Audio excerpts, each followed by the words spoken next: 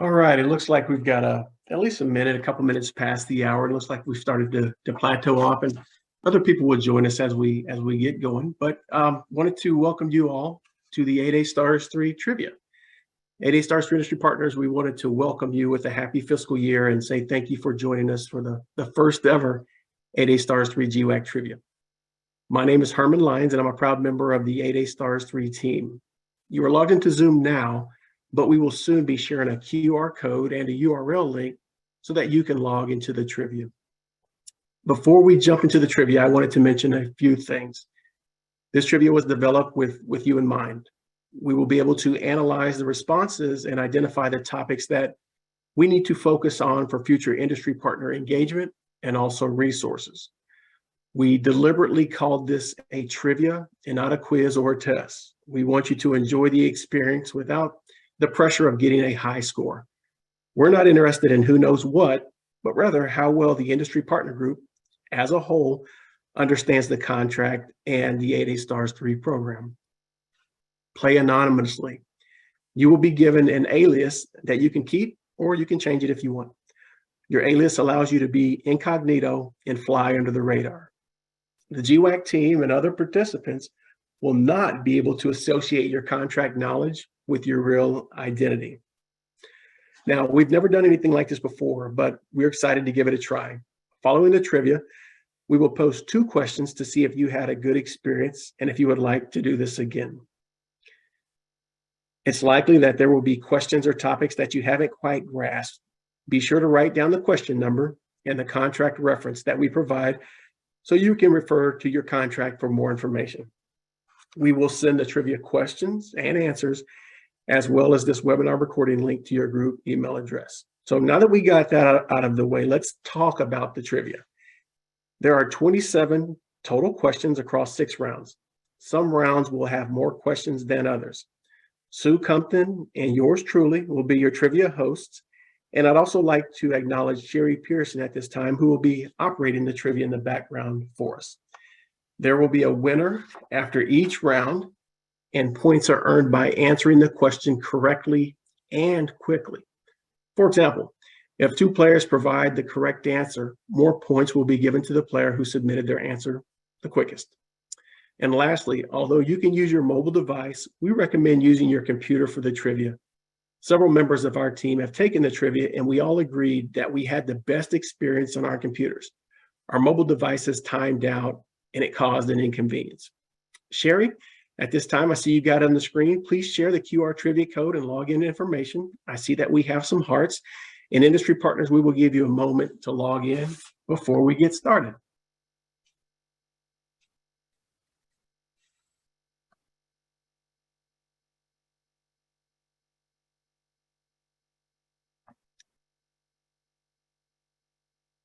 All righty. So let's get started with round 1.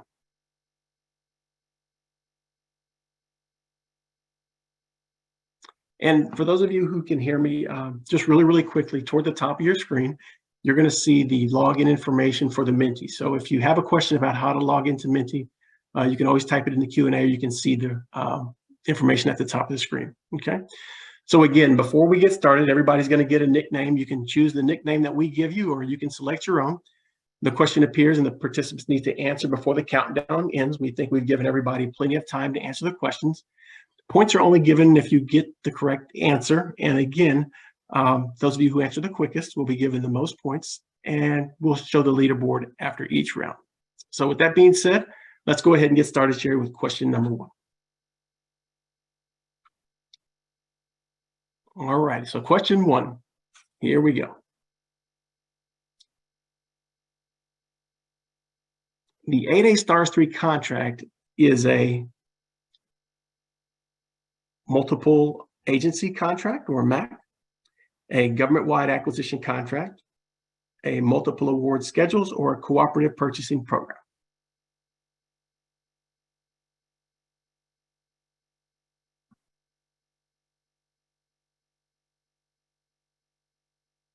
And the right answer is 8A Stars 3 is a government-wide acquisition contract. So commonly we hear 8A Stars 3 referred to as a schedule from both industry partners and acquisition professionals, But GSA's multiple award schedules and GWACs are very different. So when you hear someone refer to 8A Stars 3 as a schedule, go ahead and correct them. And if you want reference to this, it's in B.1.1 of your contract. Looks like most people got that one right. On to question number 2.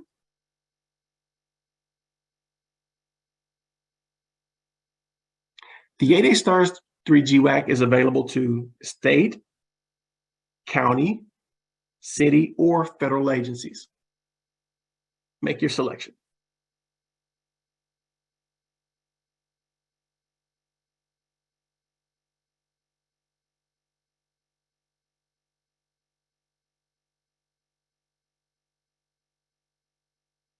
And the correct answer is federal agencies. Unlike many other GSA acquisition vehicles, 8A Stars 3 is reserved for use by federal agencies only. No state or local municipality use. And if you want to see more on that one, check out section C.1.1 of your contract.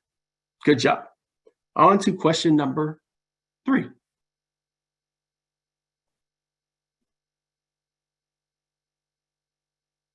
What is the maximum value of a task order award? Is it $4.5 million, $10 million, $75 million, or is there no maximum value up to the ceiling?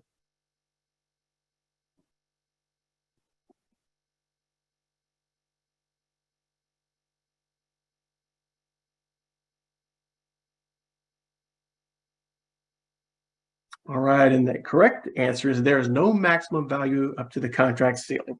Now, this is a misconception that the maximum value of task orders is limited to $4.5 million, and this is not the case. Generally, the competitive threshold, generally speaking, is $4.5 million, but we have several sizable task order awards already on Stars 3, and one that's even approaching up to $100 million. So there's no maximum value of any 8A Stars 3 task order award. Good job.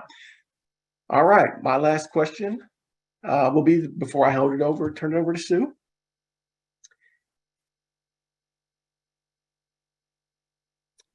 What is the 8A Stars 3 contract ceiling? Is it $12 billion, $22 billion, $50 billion, or does Stars 3 not have a contract ceiling?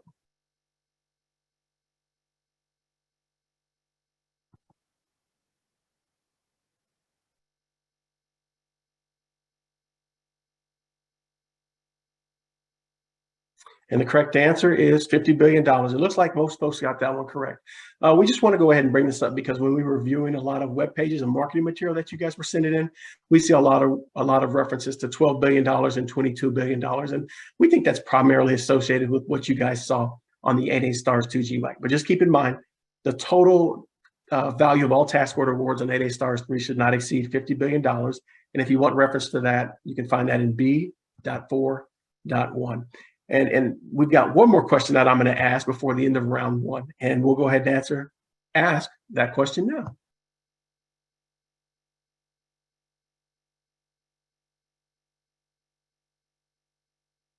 Industry partners are expected to meet minimum contract sales by the end of contract year 5. What are the minimum contract sales for 8A Stars 3?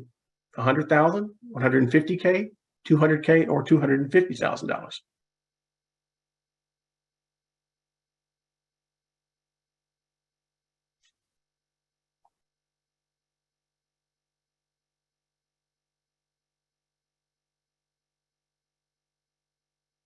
Time's up. All right, the correct answer is $100,000. Industry partners are expected to meet this MCS, or what we also call minimum contract sales requirements, before the end of contract year 5. Check out H.12.2 for more information on that. So that's the end of round 1. Let's take a look at our leaderboard and see who's at the top. All right. So it looks like we've got Nemo, Kate, Kathy, and Pingu as our top 4. Good job. Good job, Nemo. Way to win round 1. At this time, I'm going to tag my partner in crime, Sue, who's going to go into round number 2. Sue? Thanks, Herman. So as Herman mentioned, we did a practice round of this just to see how it was going to work. And after round 1, I was not winning. This would have been less embarrassing if 1, I hadn't helped write the contract. 2, I hadn't helped write the questions and the answers. And 3, if I hadn't made my gamer name be winner. So if you're not in first, you can come back and be a winner, because like I said, after round 1, I was not winning. So let's go on. Round 2 is about subcontracting, and we're going to start with question 6.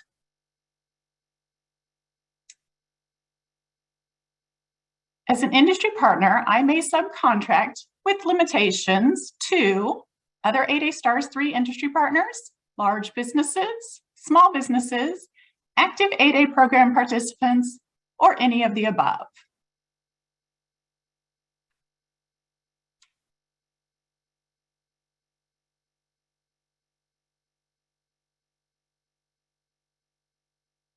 Great, correct answer is any of the above. We offer flexibility there for total solutions. So we don't evaluate those subcontractors up front. We do have limitations on subcontracting that we'll talk more about, but with some limitations, you can subcontract to any of the above.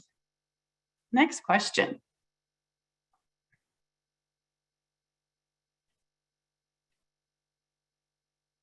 Question 7.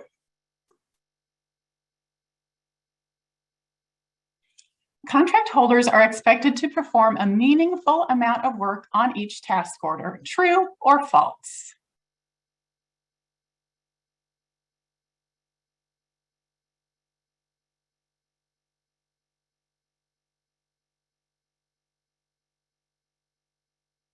And the majority of you got this right. This is true. This is in section G.16.1. This is about FAR Clause 52-219-14. The STARS 3 contractor holders are expected to perform a meaningful amount of work and add significant, readily identifiable value on each order. We want to prevent pass-through situations, and contractor compliance with the limitations on subcontracting will be a factor in determining whether a contractor's master contract option is exercised. Good job there. Question 8. Who is responsible for managing the mix of prime subcontractor performance? Is it the ordering contracting officer, the 8A Stars 3 ACO, 8A Stars 3 prime contractor and subcontractor, or the 8A Stars 3 prime contractor?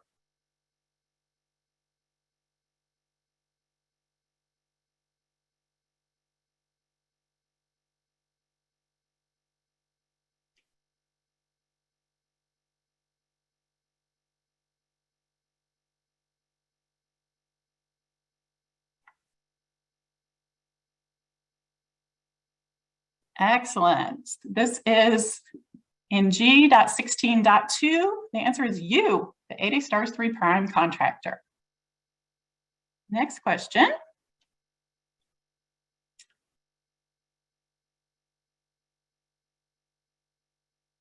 How do I create a contractor teaming agreement for an opportunity that I am pursuing? I'll let you read through the answers there and select the best one.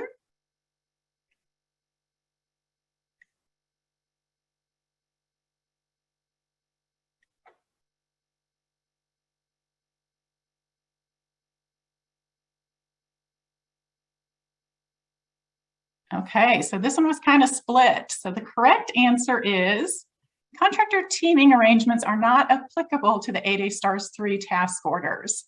CTAs, or contractor teaming arrangements, are kind of a schedules term that we hear a lot, but we've discussed kind of today some of your flexibility that you have with some contracting. We don't have that formal agreement like a CTA, so that does not apply to Stars 3.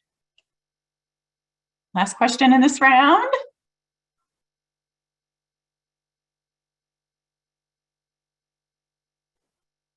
True or false? Contracting officers are required to use GSA eBuy for competitive task order solicitations.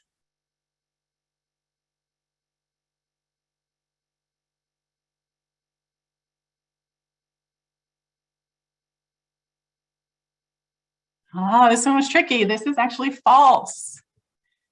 There are a variety of ways contracting officers can notify you of competitive task order solicitations, GSA's eBuy being one of many.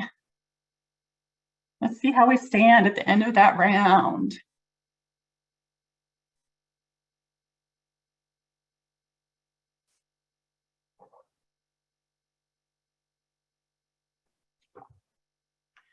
Okay, we've got Nemo at the top of the leaderboard and Stormy coming in close, Kathy right behind. Pretty tight race there, good job. Okay, our next round, round 3, the questions are mainly about ordering. So question 11. The 80 stars 3 ordering period is 1 5-year base with 1 3-year option, 1 3-year base with a 5-year option, a 5-year base with 1 5-year option period, or it depends what cohort the industry partner received their award.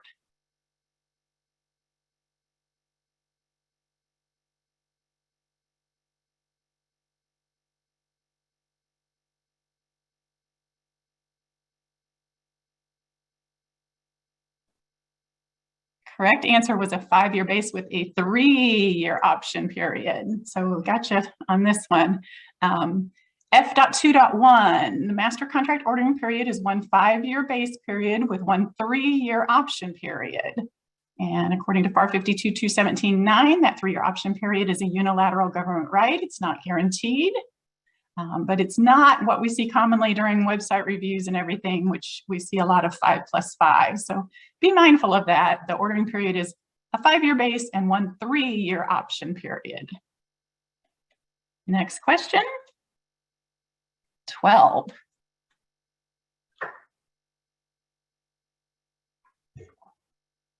This is a true or false. The contract ordering period is different for Cohort 1, Cohort 2, and Cohort 3 industry partners.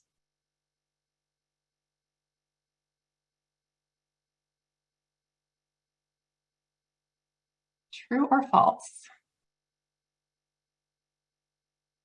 All right, this is false. Although they had some different start dates based on the cohort, they all have a common end date for that ordering period. Next question. 13. Task order performance may extend for how many years after the contract ordering period has ended? 2, 3, 5, or 9 years?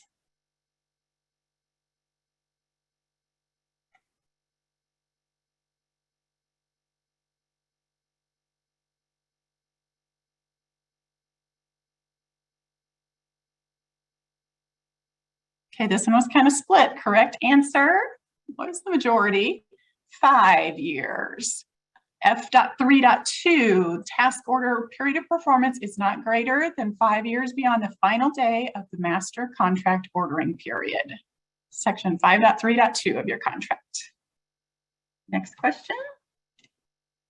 14.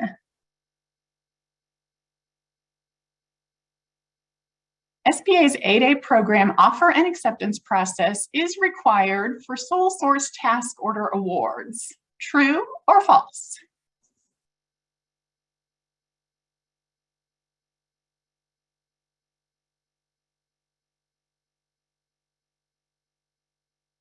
Great, most of you got that right. That is true.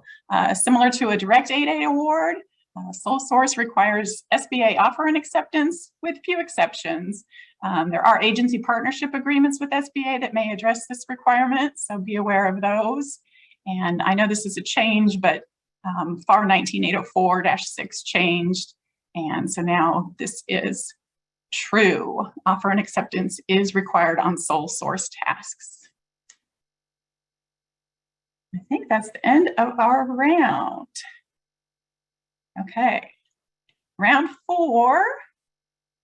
These questions are about scope. So we're on question 15. STAR 3 scope allows for all of the following except IT services, IT service-based solutions, standalone IT hardware, or ancillary support that is integral to the IT service being acquired.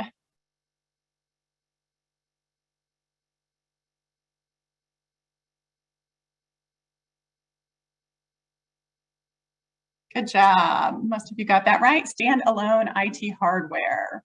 This is in section B.1.1. The scope is information technology services and IT service-based solutions, which may include the integration of ancillary support necessary and integral to the IT services being acquired. Question 16.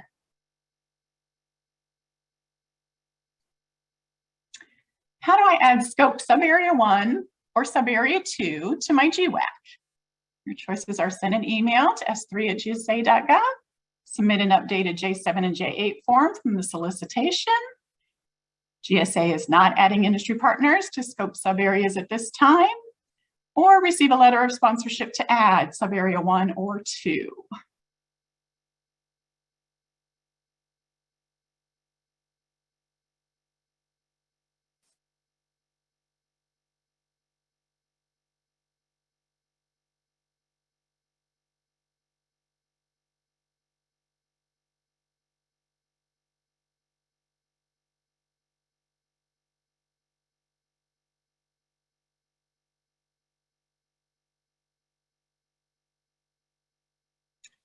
I'm going to go ahead and tell you that the answer there is GSA is not adding industry partners to scope subareas at this time.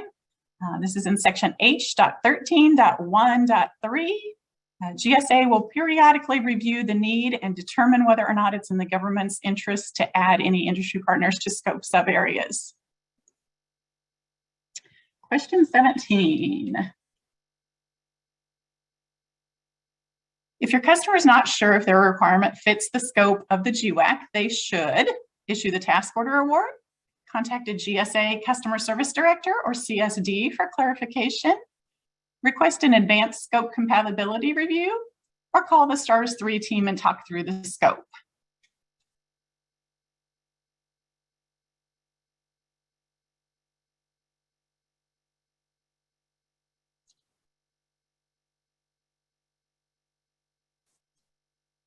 Oh, we need to talk about this one. So the correct answer is request an advanced scope compatibility review. This is something we offer at www.gsa.gov/GWAC scope review. It's optional, but it's a free upfront scope review. It tells them whether or not the requirement is a good fit for the GWAC. So we recommend that advanced scope compatibility review.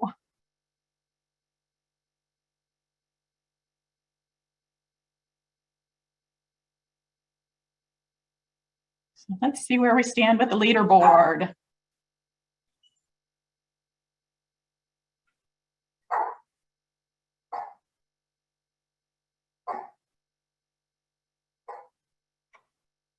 Oh, this is tight. Okay, we got Nemo, Homer, Mars, and Stormy. All right, Herman, I'm going to throw it back to you. Sounds good. So, yeah, it looks like Homer's making a come up. All right, folks.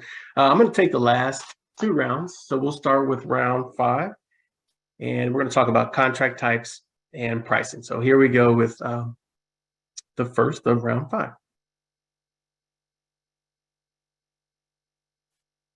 Which of the following contract types is not available on the 8A STARS 3 GWAC?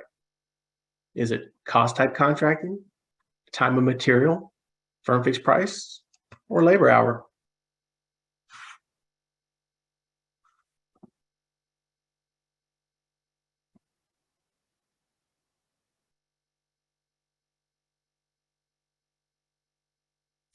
All right, the majority got that one right. Most people are correct. Only time and material, fixed price, and labor hour orders, or a combination of those, are allowed. And if you want to see more information about that in your contract, you can refer to B.7.1. All right, moving on to our next question. Question 19. Labor rates apply to which contract types? Cost type contracting, time and material and labor hour, or fixed price?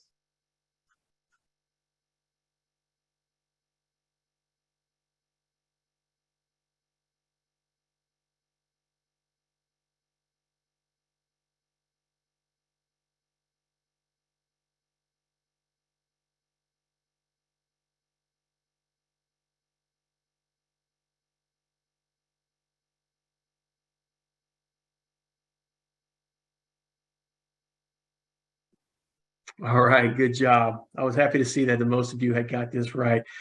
This is one of the biggest misconceptions about the contract that we try to dispel. So your 8A Stars 3 pricing applies to T&M and labor hour contract types exclusively. Whenever I get a call about labor rates, and typically from contracting officers, the first question that I ask, is this for T&M or labor hour contract? Because if it's not, we don't need to talk about ceiling rates. Good job on that one. If you guys need to see reference to that, B.3.8.1. Great job on that question, guys. Let's jump on to question number 20.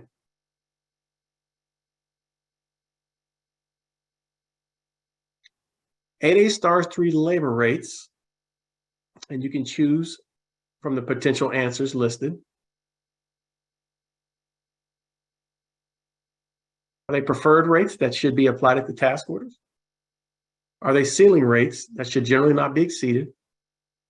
The lowest rate that may be charged or locked in and should always be used?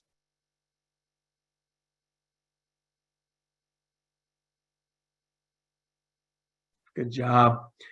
The correct answer are ceiling rates and should generally not be exceeded. Most folks got that correct. And remember, these rates are for T&M and labor hour contract types as discussed in the prior question. And for more information, again, you can look at B.8.3.3.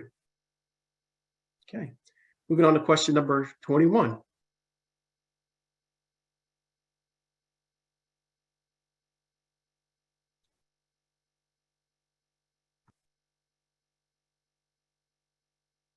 And bear with us, it looks like we may have a little bit of connectivity issues going on, but here it looks like it's starting to come.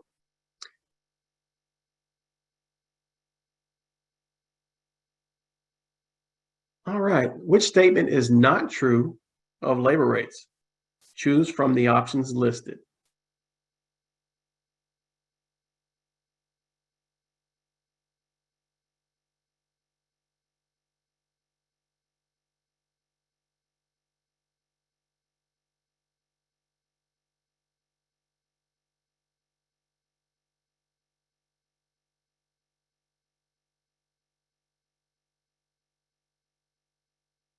All right. Well, we're kind of split across this one, right? But the majority of people got it right. So always remember that your labor rates do not include the contract access fee, or what we call the CAF, right? Additionally, we just want to make sure that your CAF, or we want you to make sure that you know your CAF should be applied as a separate contract line item on all quotes and proposals. You can find more information about this at B.6.3. All right, moving on to question number 22. We're getting toward the end. Industry partners may find their labor rates posted at the 8A Stars 3 pricing page, GSA's eLibrary website, the GSA Advantage website, or within GSA's Vendor Support Center.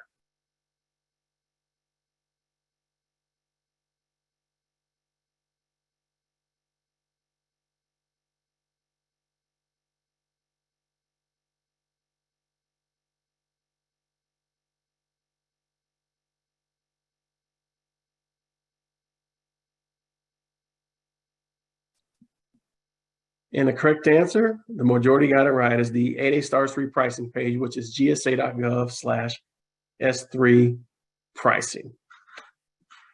All right. That concludes round number 5. And we'll take a look at the leaderboard now before we get into our final round. All right. Kathy had a good round, as well as the Magical Rhino and Homer. Nice. I'm not quite sure. I'd say exclamation mark, pound, asterisk, and exclamation mark, money is making a come up also as well. So good job. Here we go into the final round, so we can wrap this up and get you on your way. The final round is going to cover the Delegation of Procurement Authority. So here we go with question number 23. Who is eligible to receive a Delegation of Procurement Authority? Is it the contracting officer representative, duly warranted contracting officers, contracting officer technical representatives, or COTARs, or any of the above?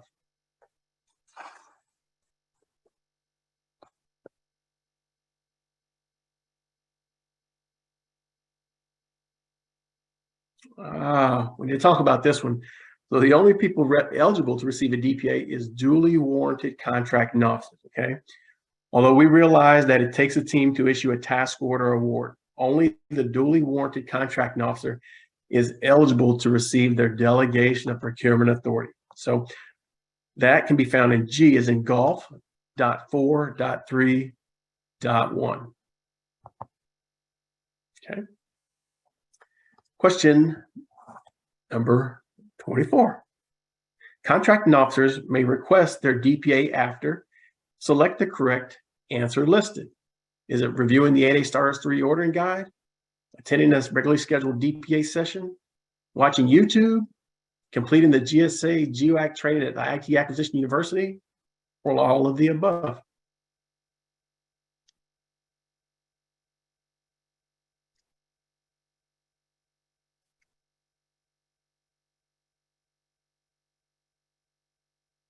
Well, we're split across here, right? This time the answer was any of the above. So we want to make it easy on your customers. They can join a live session. We typically have those at the beginning of every month on Tuesdays. They can take on-demand training, or they can read the ordering guide at their own pace. More information on how your customers can obtain their DPA. If you want to jot this down, I'll give you a link. It is gsa.gov/GWAC DPA. So gsa.gov/GWAC DPA. Right. Moving on to question number 25. One of the questions most commonly asked of the 8A Stars 3 team. GSA shares the list of delegated contracting officers with industry partners. Is this true or is this false?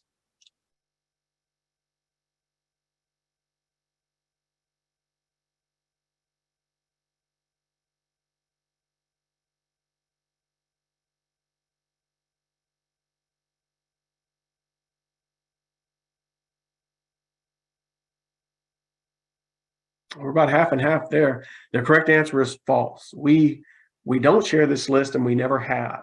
As an 8A Stars 3 industry partner, you have the ability to create your own opportunities. The only information that a DPA list provides is that a contracting officer took the time to take a training. As I always say, the real gems are the contracting officers that you drive to the DPA training. So again, we do not share a list with any of our industry partners. Okay, moving on to question number 26.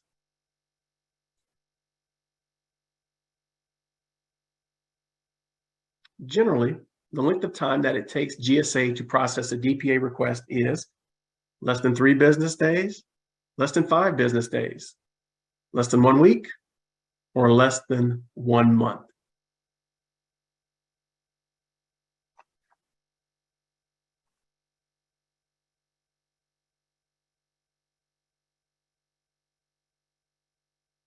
Good job. The correct answer is less than 3 business days. Let your customers know that once they, when they go through this DPA process, we often hear about an apprehension of how long will this take. Let them know, hey, how GSA gives you plenty of options on how you familiarize yourself with the contract vehicle. And with less than 3 business days, GSA can get you your memorandum of agreement that recognizes you as a DPA holder. So it's really, really fast. Okay. And then the last question we have is number 27 on this round. Is how long does a DPA last? 1 year from the day it was issued, only during the base period, after 3 years after the contract action, or for the duration of the 8A Stars 3 contract?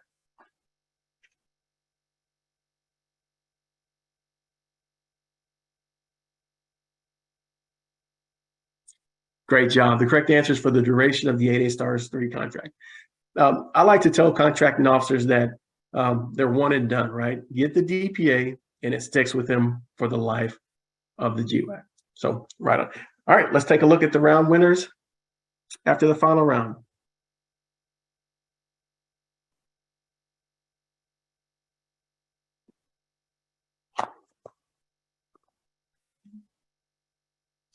All right, congratulations, Stormy. You took it with over 17,000 points. And just the congratulations, I'm seeing Mars, GTS, Homer, and Pingu. And really all of you who decided to join us. There's a lot of industry partners who had other things they wanted to do this afternoon or just didn't have the opportunity to get with us, but we hope that you learned something during this. So congratulations, a pat on the back from all of us. Now, lastly, we have 2 bonus questions that will let us know how you enjoyed this trivia. So first, did you enjoy this interactive trivia session?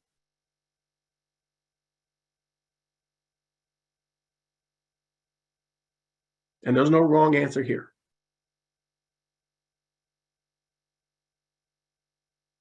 Okay, Sherry, it looks like they've kind of topped off there.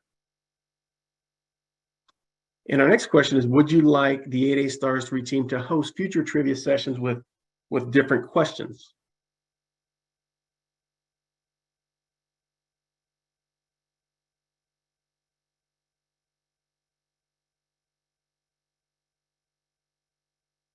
All right, sounds good. I think we have it captured. Okay, sounds good, Sherry. We can go to our next slide. Before we get into our closing remarks, I just wanted to call out Misty. Misty, I know you were monitoring some things in the background, the Q&A and things like that, and just wanted to ask, were there any recurring themes or topics that we needed to address, do you think? Well, Herman, I don't see a whole lot of questions. I think maybe after we send out the questions and responses, we might get some follow-up from some of the attendees today. There was one question that I think that is important to point out, and that was regarding the CTA question, or contracting teaming arrangements question that we asked. This is one of those that we commonly get asked from everyone, industry partners, as well as our ordering agencies, right? Is, are CTAs allowable? And the reason that there's so much confusion is because there are 2 different types of CTAs, right? There's CTAs that are common in the multiple award schedules program, which is between the different contract holders teaming up together for an opportunity where they all have privity of contract with the government, right?